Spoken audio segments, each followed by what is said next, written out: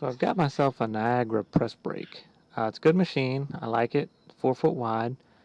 One thing it needs though is a stop. It's got this factory stop. You can see it just in there between the two, the upper and the lower punch and die. But before we get to that, let me just mention the power is off. The power is off. If you ever see me stick my hand in this machine, not only is the power to the machine off, but the breaker box is off, the rotary phase converter is off, and the power to the phase converter is off. So that's just an accident I cannot afford to have. So here's the stop back here, the factory stop.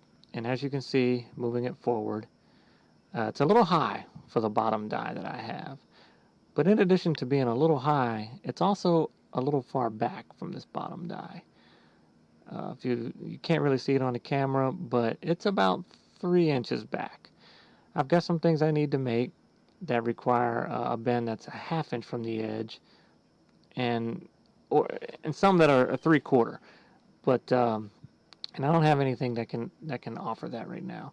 So that's what we're going to make. Here we start off with some raw stock. Oops, wasn't quite zeroed out there.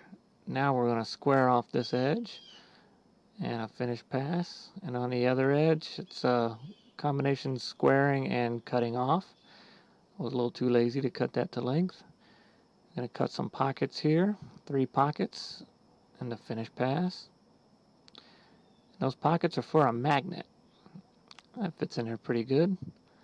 And now the magnet's grabbed hold of the vise and I can't get it out. So back in a sec. So we got that out and flipped it over. Now we're going to do the back side. So here we're cutting a pocket. You'll see what that pocket's for in just a minute when we put it on the press brake itself. And there's nothing more entertaining on YouTube than watching somebody cut a pocket. So let's skip forward to the end a little. This is our finish pass. And 3 more pockets on this side for magnets. They are offset, so they will not intersect each other and make a through hole that would defeat the purpose. And the finish pass on those as well.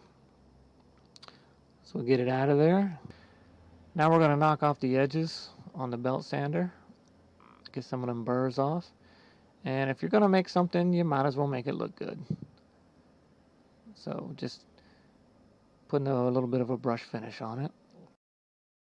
And here we go. Oh, by the way, the power is off, if I didn't mention it before. So we mount that there, and look at that. 1/2 inch back from the center of the V. So that's what that pocket was for, to get us the right depth.